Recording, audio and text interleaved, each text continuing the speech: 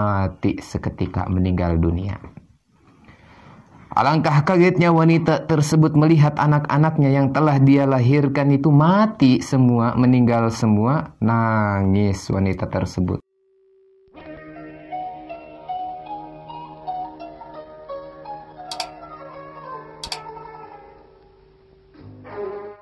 Assalamualaikum warahmatullahi wabarakatuh. A'udzubillah, bismillah, alhamdulillah. Allahumma sholli ala sayyidina Muhammad wa ala ali sayyidina Muhammad. Para dulur sadaya yang dimuliakan Allah Subhanahu wa taala, mudah-mudahan kita semua selalu dalam lindungan Allah Subhanahu wa taala. Baik para dulur sadaya, di sini saya akan bercerita masih mengenai karomah-karomahnya Tuan Syekh Abdul Qadir Al-Jailani qaddasallahu syirrah.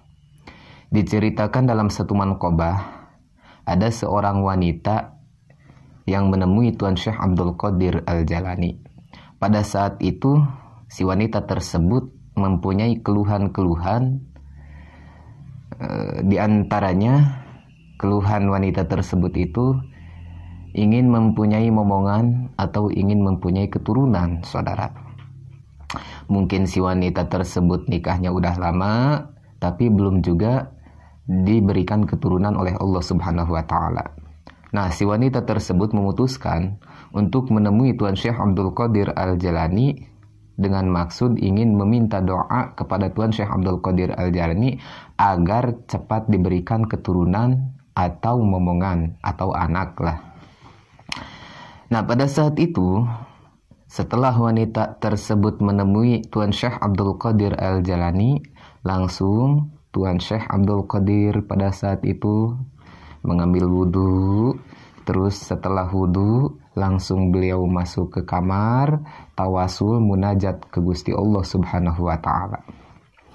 Tuan Syekh Abdul Qadir diceritakan dalam riwayat tersebut, ketika berdoa kepada Allah Subhanahu wa ta'ala, Tuan Syekh Abdul Qadir Al-Jailani meminta agar si wanita tersebut yang datang menemui beliau itu cepat-cepat diberikan keturunan atau momongan.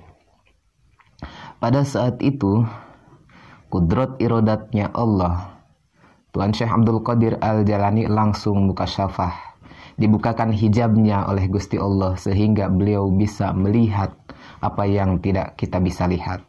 Melihat rahasia-rahasia Allah berikut Lauhil Mahfuz.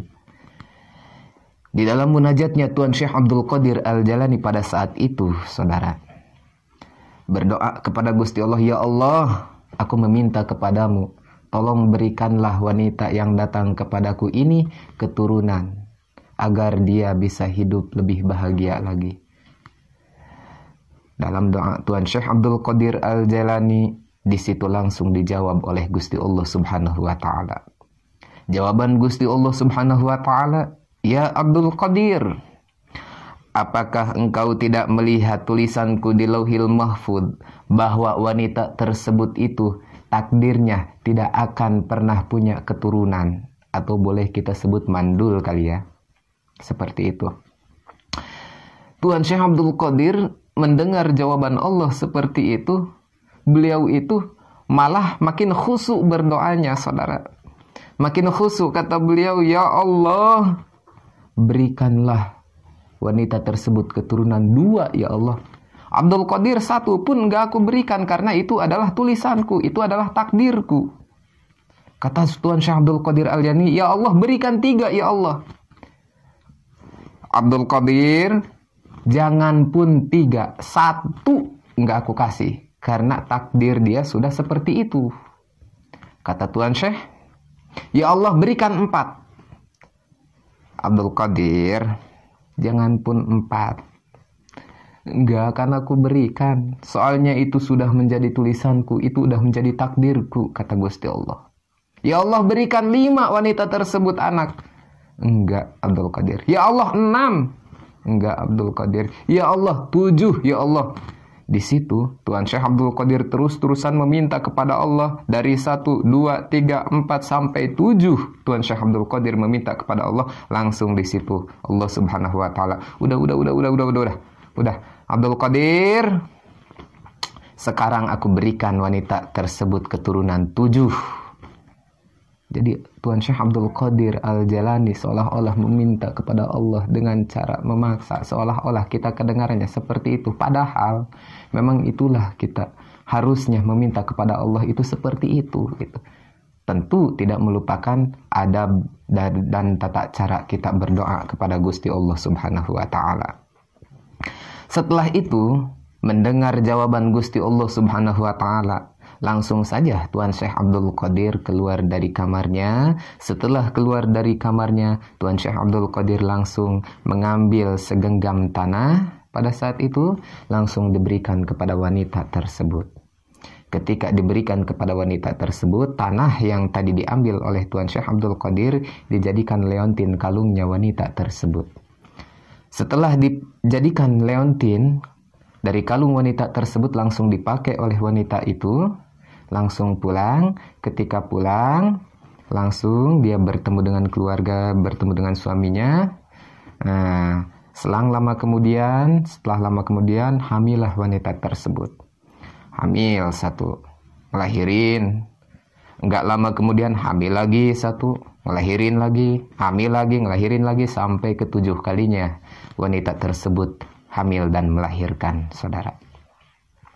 Setelah wanita tersebut melahirkan 7 orang anaknya, alhamdulillah pada waktu itu anak-anak wanita tersebut itu dalam keadaan sehat, dalam keadaan sempurna, dalam keadaan bagus gitu. Tapi wanita tersebut berkata dalam hatinya, melihat keadaan yang dia alami, berkata dalam hatinya sedikit saja, saudara. Kata wanita tersebut, lah, kalau seperti ini mah belum aja kali dikasih keturunan. Kalau bahasa Sundanya kayak gini, ari kawas kieu mah meureun lain doa Tuan Syekh, encan meureun dipaparinan keturunan teh. Soalna ai doa na Tuan Syekh mah paling ge 1, 2 dibere turunana. Ieu mah nepi ka 7 kieu encan meureun imah. Bukan sabab doanya Tuan Syekh, melainkan Allah belum berkehendak. Berkata seperti itu dalam hatinya, tiba-tiba saudara, setelah wanita itu berkata dalam hatinya seperti itu, seolah-olah meragukan doanya Tuan Syekh, tiba-tiba ke-7 anaknya itu mati seketika, meninggal dunia. Alangkah kagetnya wanita tersebut melihat anak-anaknya yang telah dia lahirkan itu mati semua, meninggal semua. Nangis wanita tersebut. Nangis sambil bercucuran air mata, berlari dari rumah ke rumah Tuan Syekh Abdul Qadir Al-Jalani. Bari cerik balilihan, terus air mata meleleh melalui pipinya. Dengan maksud ingin menanyakan kepada Tuan Syekh Abdul Qadir Al-Jalani. Kata wanita tersebut, Assalamualaikum ya Syekh Abdul Qadir, Assalamualaikum ya Sayyidi. Waalaikumsalam. Dibukakan pintu. Akhirnya nampaklah wanita tersebut sambil nangis-nangis bertemu dengan Tuan Syekh Abdul Qadir Al-Jalani.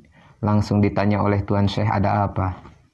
Kata wanita tersebut, ya Sayyidi Abdul Qadir Al-Jalani, anakku yang aku lahirkan 7 itu semuanya meninggal dunia dalam serentak.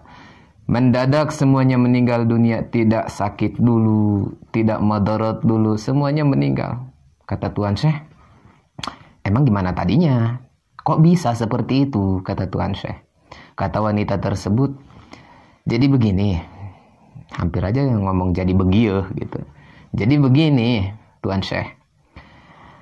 Aku tadi sempat berkata dalam hatiku bahwa setelah melahirkan anak ke-7, ini mah bukan doanya Tuan Syekh. Kalau memang benar doanya Tuan Syekh, mungkin diberikan keturunan sama Allah Subhanahu wa taala. Oleh Allah Subhanahu wa taala itu paling 1, 2, 3 gitu. Ini mah sampai 7. Kemungkinan bukan doa Tuan Syekh, ini mah Allah aja yang belum memberikan keturunan untukku gitu, kata si wanita tersebut. Setelah Tuan Syekh mendengar cerita wanita tersebut yang sambil nangis-nangis itu, di situ Tuan Syekh langsung berkata, "Emang kamu sekarang maunya apa?" kata Tuan Syekh. Kata wanita tersebut, "Gusti, Tuan Syekh, untuk sekarang ini mas saya meminta kepadamu dengan permintaan yang sebenar-benarnya Tuan Syekh. Saya memohon kepadamu tolong hidupkan lagi anak-anakku. Aku minta hidupkan lagi anak-anakku." Ya Allah, ya Karim. Bayangkan saudara, permintaan wanita tersebut kepada Tuan Syekh Abdul Qadir Al-Jailani sungguh-sungguh di luar nalar kita. Masa orang yang sudah mati minta untuk dihidupkan kembali? Kan aneh ya. Tapi yang namanya wali Allah, bahkan pangkatnya aja Sultanul Aulia, Tuan Syekh Abdul Qadir Al-Jailani, permintaan dari wanita tersebut tidak ditolak saudara. Langsung kata Tuan Syekh, "Sekarang gini aja, kalau memang ceritanya seperti itu, keadaannya seperti itu, sekarang kamu pulang aja lah. Pulang aja, sekarang mah udah tergantung dari keyakinan dan pemahaman kamu, tergantung dari kepercayaan kamu. Kalau kamu percaya dan yakin bahwa anakmu itu akan hidup lagi dan sudah meminta maaf kepadaku, insya Allah anakmu hidup lagi. Sekarang mah pulang aja, pulang," kata Tuan Syekh. Si wanita tersebut langsung pulang, sudah meminta maaf ke Tuan Syekh. Pulang ke rumahnya. Alangkah kagetnya wanita tersebut ketika pulang ke rumah, anak-anaknya yang tadinya sudah meninggal dunia hidup lagi, saudara. Coba, hidup lagi, bayangkan. Itulah yang disebut karomahnya wali-wali Allah, itu seperti itu, saudara. Jadi kita percaya itu dan yakin itu. Jelas dalam kitabnya dituliskan seperti itu. Kesimpulannya apa untuk cerita ini yang dapat kita ambil? Satu, ketika kita berdoa kepada Allah, janganlah kita untuk putus asa dalam doa. Keduanya, janganlah kita sesekali berburuk sangka kepada Allah. Ketiganya, janganlah sesekali kita berburuk sangka kepada para wali Allah, kepada para ulama Allah. Karena apa? Tanpa ada wali-wali Allah, tanpa ada ulama-ulama Allah, kita sendiri pun tidak akan mampu untuk mengenal Allah. Tidak akan kita mengenal Allah tanpa ada guru-guru kita. Tidak akan kita mengenal Allah tanpa ada wali-wali dan ulama-ulamanya Allah. Maka dari itu, para dulur sadaya, mulai dari sekarang mah ya, jaga ucapan kita, jaga tingkah kita, jaga akhlak kita. Ketika kita berdoa kepada Allah, haruskan dengan penuh keyakinan dan penuh harapan. Mungkin segitu saja yang dapat saya sampaikan dalam video ini. Kurang dan lebihnya mohon maaf. Wabillahi taufiq wal hidayah. Assalamualaikum warahmatullahi wabarakatuh.